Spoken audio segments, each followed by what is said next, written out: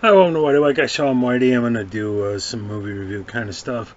I'm going to talk about the movie Dune that has just come out, which I haven't seen, but I've been watching clips of that are available on YouTube.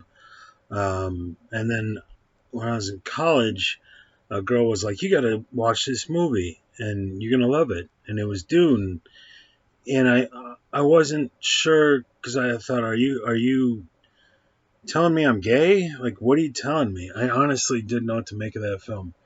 But I've watched Dune before. Eric over at Hey Internet, Eric and I reviewed it years ago. And everything. This is probably. I would say 6, 7 years ago, and well before they were going to make the the directors who are working on it now. Um, it looks like it's a big improvement, and it's in everything that David Lynch did wrong in the first Dune. This guy seems to be getting right. Villeneuve, how do you say his name? But we said it. That everybody has said the same thing. David Lynch, who knew nothing, purportedly knew nothing about Dune when he took the project, tried to take very depthful, lots and lots going on context in the movie Dune, condense it to like a 2 hour film, and it just can't be done. Um, So the film that's come out now, they get to the point where Paul and his mom end up with the Fremen, and they cut the movie off there. And then in the second one, they'll advance the story from there. And that's what I said years ago, and that's what it's the right way to go. It's the right way to approach Dune. It is so dense with things you need to understand that it's takes place. If you're not familiar, it takes place in the way into the future, and you have all these different. There's basically there's something called the spice, which is a resource. So it's kind of like oil. Everybody needs the spice. It makes intergalactic travel possible, and it's got a great deal of value to it. There's a planet. I forget what it's called, and so you have Duke Leto of Atreides and his guys. You have the Emperor of the Universe. He's been tasked with mining spice on this planet, and then the Baron Harkonnen and his guys, working with the Emperor, want to overthrow the Duke and kill the Duke, Leto of Atreides, in order to garner access to spice and make more money. And so it's a land grab, only on a planetary scale. Saying the reason why wars happen.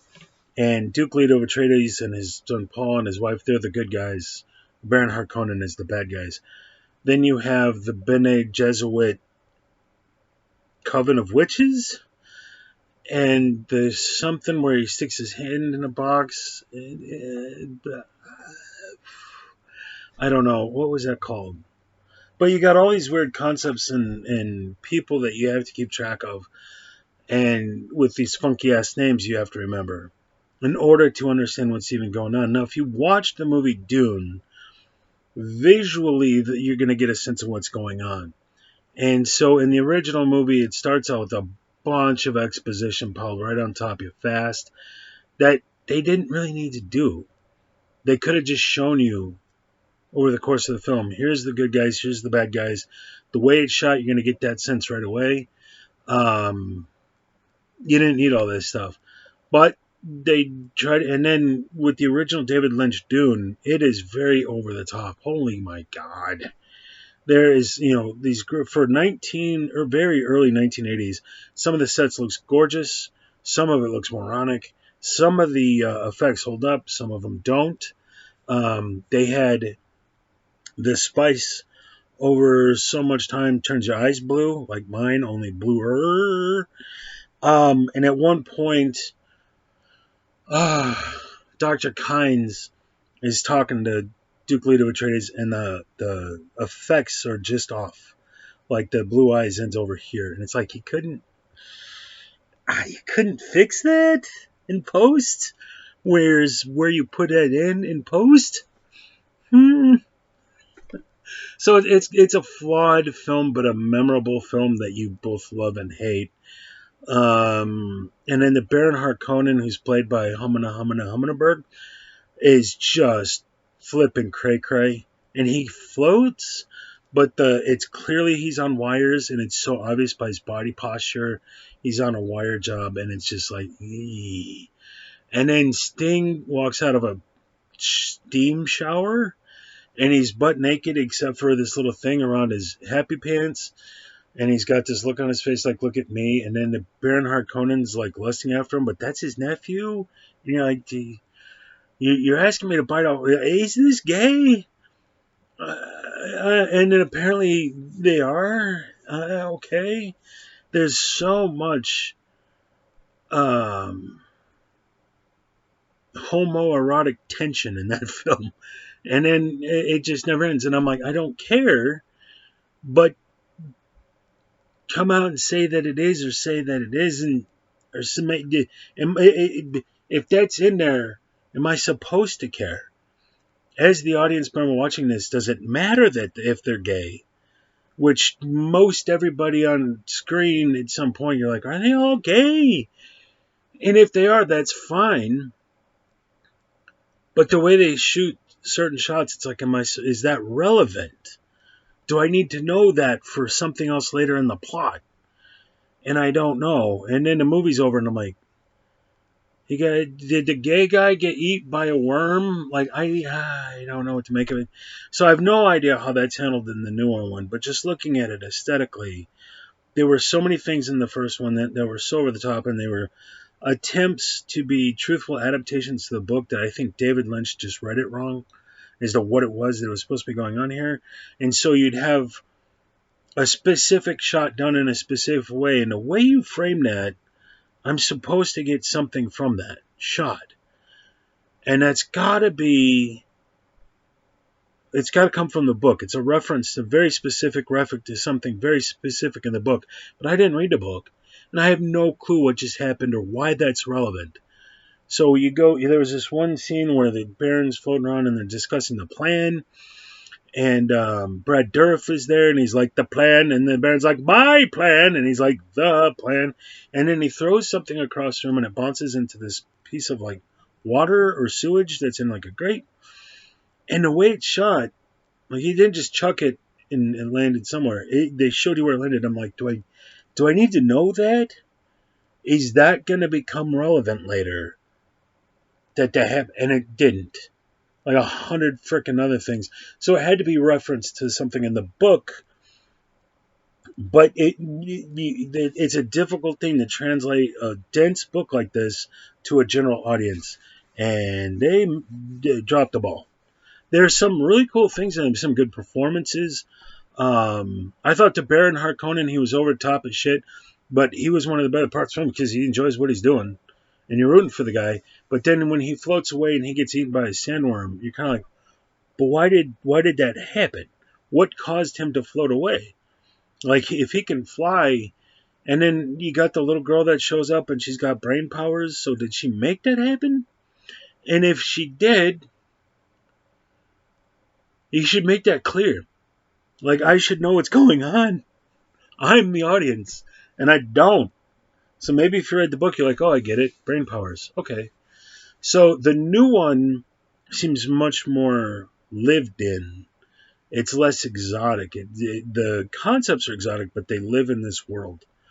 Whereas the other one seems like really highfalutin and jazzed up, and for the sake of maybe that's what people like. I don't think David Lynch really had a good grasp on fantasy and how to shoot a fantasy movie, which this is. So some parts are cool in the original. And Kyle MacLachlan, I thought, did a really good job.